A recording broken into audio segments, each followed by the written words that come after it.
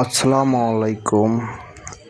আমি এখন আছি জামালপুর জেলা দেওয়ানগঞ্জ উপজেলা। তো এখানে এসে দেখলাম আল্লাহ তাআলার সৃষ্টির কোনো শেষ নেই। এখানে আমি শুনলাম যে গায়েবী মসজিদ আল্লাহর তরফ থেকেই ভেসে উঠেছে মাটির নিচ থেকে।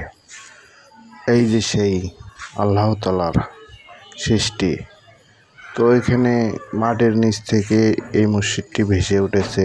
পরবর্তী চারো সাইড দিয়ে অনেক বড় করা হয়েছে মসজিদ, কিন্তু এই মসজিদটুকু আজও আছে।